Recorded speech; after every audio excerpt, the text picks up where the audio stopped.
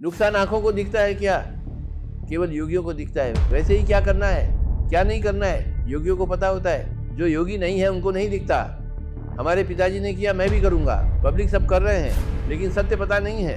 हर काम सत्य जानकर करना चाहिए। पहले सब्जी काटना, तुरंत पकाना है, काट के वैसा ही नहीं रखना है। कुछ लोग मशरूम खाते हैं, वह क्या है? मशरूम नहीं खाना चाहिए। सो मशरूम नहीं खाना, लहसुन नहीं खाना, माइक्रोवेव में नहीं पकाना, कल बनाया हुआ सांभर आज नहीं खाना।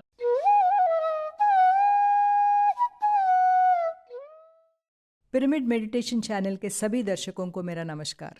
आज का दिन मेरे जीवन का ना भूलने वाला दिन है। पत्री सर के साथ मुखामुखी करने का सौभाग्य मुझे मिला है। Thank you very much sir. मेरा भी सौभाग्य है। आपके प्रश्नों का समाधान दे पाऊंगा कि नहीं? सर, आपने सभी को बताया कि सात्विक आहार ही लेना है, मेडिटेटर के हाथ का बनाया हुआ खाना ही खाना है। इसे थोड़ा विस्तार से बताइए सर। भोजन जीवन में एक मुख्य विषय है। मुंह में जो जाता है वही शरीर का निर्माण करता है। मन में जो जाता है वही मन का निर्माण करता है। हम जो देखते हैं, जो सुनते हैं, वो मन का निर्माण करता है। जो खाते हैं वो शरीर का निर्माण करता है। मन भी शरीर का निर्माण करता है। शरीर भी मन को प्रभावित करता है। ये सब मिलकर एक बड़ा सिस्टम होता है। इसे बॉडी माइंड सिस्टम कहते हैं। शरीर अलग, मन अलग नहीं है। दोनों मिलाए तो जैसे एक रोड है, एक तरफ शरीर है तो एक तरफ मन है। शरीर मन को प्रभावित करता है, मन शरीर को प्रभावित करता है। इसलिए मुंह में क्या डालना है बहुत सोचना चाहिए। वैसे ही मन में क्या रखना है उसका विचार भी करना है। वैसे बुद्धि में क्या रखना है, हम जो पुस्तक पढ़ते हैं वही हमारे बुद्धि में होता है। 3 साम्राज्य है, जंतु साम्राज्य, पक्षी साम्राज्य और मत्स्य साम्राज्य। ये 3 साम्राज्य मानव के लिए फूड नहीं है। अच्छे फल, पत्ते और शाखाएं अच्छे से पकाकर खाना है। नहीं तो बिना पकाए भी खा सकते हैं, लेकिन वृक्ष जगत से मिलने वाला खाना ही खाना है। जंतु जगत से नहीं। अंडा नहीं खाना है, सब खा रहे हैं करके हम खाएं, ऐसा नहीं है। क्या खाना है जानकर खाना चाहिए। अंधा बैल खेत में गिरेगा तो क्या होगा? वह खेत सर्वनाश होगा। मनुष्य उसे अंधे बैल की तरह खा रहा है। वह खुद को बर्बाद कर रहा है और दूसरे को भी बर्बाद कर रहा है। क्या खाना है उसको जानना और उसे ही खाना। जो नहीं खाना है उसे ग्रहण नहीं करना। क्या खाना है पता कर लेना चाहिए। शाकाहारी खाना है, अच्छे से पकाकर खाना है, या शुद्ध वैसे ही खा सकते हैं। स्वादिष्ट खाना कहाँ से आएगा? अच्छा खाना बनाने वाले के हाथ का खाना है। फॉर एग्जाम्पल, मेरी माताजी बेस्ट खाना बनाती थी। उनके हाथ का खाना खाने के बाद कहीं भी खाने का मन नहीं करता, उतना स्वाद होता था। वो स्वाद आत्मा को छू जाता है। वो भोजन पेट को भरता है। हम पेट और आत्मा है। आत्मा को स्वाद चाहिए, पेट को स्वाद की जरूरत नहीं है। पेट को इतना खाना चाहिए वो कैसे भी हो, लेकिन आत्मा को स्वाद चाहिए। हम शरीर प्लस आत्मा है, जीवात्मा। इसीलिए स्वादिष्ट भोजन चाहिए, तब आत्मा तृप्त होती है। इतना खाना दिए तो पेट तृप्त हो जाता है, भूख मिटती है। सिर्फ पेट का भूख मिटा दिया तो आत्मा की भूख नहीं मिटती। भोजन करते समय अच्छे से आत्मा की भूख मिटनी चाहिए। मांस खाने वाला व्यक्ति अगर शाकाहारी खाना भी बनाता है तो उसमें स्वाद नहीं होगा। ये उन्हें पता नहीं है, यानी पैदाइशी शाकाहारी है। उन्हें शाकाहारी भोजन बनाना चाहिए। एक बार मैंने देखा, बीच में मांसाहारी से शाकाहारी बनेंगे तो वो भी अच्छा बनाते हैं, लेकिन थोड़े साल लग जाएंगे। मांस बंद करके थोड़े साल बाद तब उनके हाथों से वह स्वाद आएगा, इमीडिएटली नहीं आएगा। एक छोटा उदाहरण बताऊंगा। महात्मा गांधी जी पुणे की यरवाड़ा जेल में थे। एक दिन उन्होंने आलू की सब्जी और रोटी खाई और वो खाते ही उन्हें वोमिट हो गई। उनको आश्चर्य हुआ, रोज मैं वही खाता हूँ, क्यों आज ऐसा हुआ? अधिकारियों से पूछा, जिसने खाना बनाया उसे बुला कर ले आओ। वह बालक को बुला कर ले आए। उसने पूछा तो वो बोला, हाँ मैंने बनाया स्वामी जी, आपके लिए भक्ति से बनाया। ठीक है, आपका बैकग्राउंड क्या है? पूछा, रोज आप ही बनाते हो? नहीं, रोज बनाने वाला छुट्टी लिया, इसीलिए मुझे करना पड़ा। कितने भक्ति के साथ बनाया। वो एक चोर हत्यारा था, वो मांस खाने वाला, उसने भोजन बनाया, इसीलिए उसकी गंध उसे भोजन में आया। ये उन्होंने खाया, इनका शुद्ध सात्विक शरीर है। वो खाना सूट नहीं हुआ और बाहर आ गया। इसका मतलब भोजन तो आलू की सब्जी रोटी शाकाहारी है, लेकिन किसने बनाया ये बहुत महत्वपूर्ण है। शाकाहारी ही पकाना है।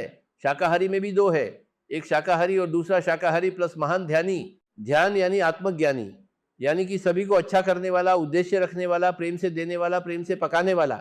उसी में स्वाद आता है।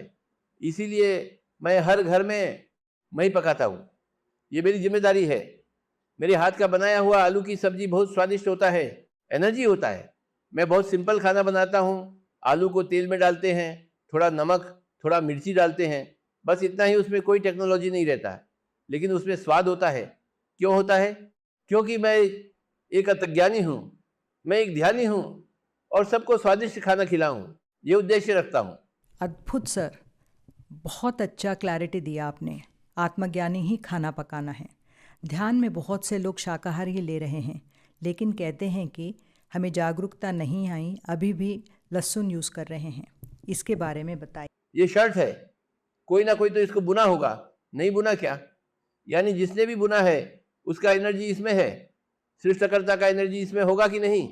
सृष्टिकर्ता की शक्ति सृष्टि में होती है, ये पॉइंट है। गांधी जी के विषय में कौन सृष्टि करता है? जिसने आलू की सब्जी और रोटी बनाया उसकी एनर्जी उसमें है, वो गांधी जी पचा नहीं पाए।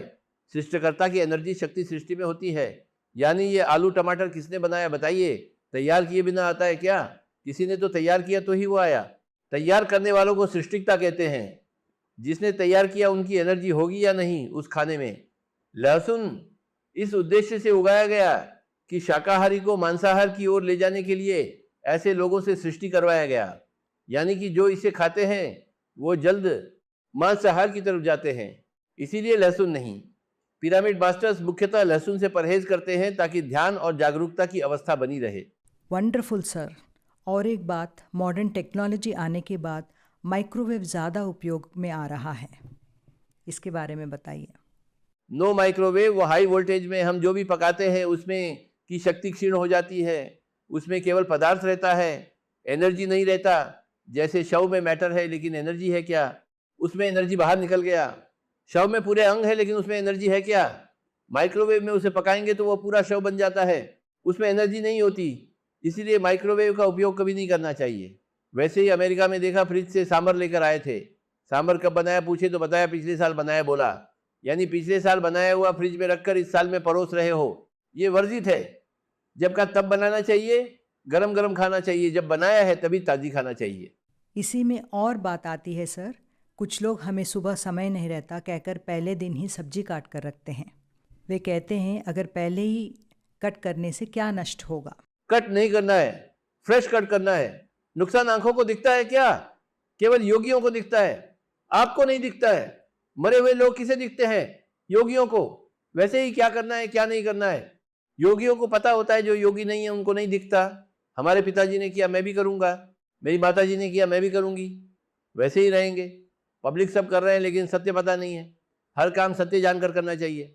जब तुम खाना बना रहे हो, पकाने के 15 मिनट पहले सब्जी काटना, तुरंत पकाना है। कुछ लोग मशरूम खाते हैं, वो क्या है? क्योंकि उसमें फोटोसिंथेसिस नहीं होता है, एनर्जी नहीं है। हरापन होने से ही सूर्य रश्मि ग्रहण करके फूड बनता है। मशरूम प्लांट नहीं है, वो फंगस है। It's not a plant. So mushroom नहीं खाना, लहसुन नहीं खाना, माइक्रोवेव में नहीं पकाना, कल बनाया हुआ सांभर आज नहीं खाना, फ्रेश से गरम गरम खाना। जितना संभव हो आत्मज्ञानी ही पकाना चाहिए। यदि ना हो तो जिसने भी बनाया हो खाना है, वो अलग बात है। जब हो सकता है, जब चॉइस है, हर एक को खाना बनाना सीखना चाहिए। हर एक को खाना बनाना सीखना चाहिए। हर एक को ड्राइविंग सीखना चाहिए। हर एक को कंप्यूटर सीखना होगा। ये सब कंपलसरी है, बेसिक थिंग सीखना है। तेलुगु लोगों को मराठी सीखना ज़रूरी नहीं, मराठी को तेलुगु सिखाना ज़रूरी नहीं, लेकिन हर एक को खाना बनाना सीखना है। तो हाथ से खाने से एनर्जी ज़्यादा आती है। आपके हाथों में जितनी एनर्जी है वो पूरी खाने में चली जाती है। आप वही एनर्जी खाओगे। अच्छे से नीट से खाना है। थाली में कुछ भी बचना नहीं चाहिए, जितना चाहिए उतना डलवाना है, वेस्ट नहीं करना, अन्य का एक दाना नीचे नहीं गिरना। कुछ लोग क्या करते हैं कि सांभर डालते समय बूंद नीचे गिराते हैं, मुझे बहुत गुस्सा आता है। खाना परोसना एक कला है, खाना खाना भी एक कला है, और खाना बनाना उससे भी बड़ी कला है। केले के पत्ते में खाना कितना अच्छा होता है ना? हमें आने वाले विचार इंट्यूशन द्वारा आ रहे हैं या मन द्वारा आ रहे हैं, ये कैसे पता कर सकते हैं? कुछ विचार हमें बाहर से आते हैं, कुछ विचार हम उत्पन्न करते हैं, मन उसे रिसीव करता है, उसे क्रिएट भी करता है। 90% विचार हमें आते हैं, 10% हम क्रिएट करते हैं। एक रेडियो है, रेडियो स्टेशन ऑन करते हैं तब तरंगे होती है, हम जो लगाते हैं उसे पकड़ लेता है। सभी तरंगे मौजूद है लेकिन हमें आंखों से नहीं दिखता है। लेकिन रेडियो ट्यून करेंगे, जब जो स्टेशन चाहिए वो स्टेशन कैच करता है। यानी सभी विचार है, हमारा मन जिस पे दृष्टि लगता है उसे विचार को हम पकड़ लेते हैं, उसमें उन्नति करते हैं। यद भावम तद्भवति। हमें जो चाहिए वो हमें मिलता है। सर, आखिरी में परफेक्ट पिरामिड मास्टर के लक्षण बताइए। हम सबको वहाँ पहुँचने के लिए आपने 18 आदर्श सूत्र तो दिए हैं और बाद में 13 स्पेशल प्रिंसिपल्स भी दिए हैं। एक पिरामिड मास्टर दूसरे पिरामिड मास्टर को देखकर सीखता है कैसे रहना है। मतलब हर समय विनम्रता से रहना, हर समय सीखते रहना चाहिए, हर समय सेवा भाव में रहना, हर पल समय का उपयोग करते रहना, हर समय साफ सुथरा से रहना है, हमेशा घुल मिलकर रहना है, हर समय सबको साथ लेकर चलना, सबसे अलग रहना नहीं। इसका मतलब वो पिरामिड मास्टर नहीं है। साथ रहने से सुख मिलता है और साथ रहने की कला ही पिरामिड मास्टर की कला है। बच्चों के साथ बच्चे जैसा रहना, बड़ों के साथ बड़े जैसा रहना, युवाओं में युवा जैसा रहना, पंडितों में पंडित जैसा रहना, योगियों में योगी जैसा रहना चाहिए। वो है पिरामिड मास्टर। वंडरफुल सर, ये सब ज़रूर आचरण करने का प्रयत्न करेंगे। आखिरी में हर एक पिरामिड मास्टर सोचता है कि वह आपके लिए बहुत स्पेशल है।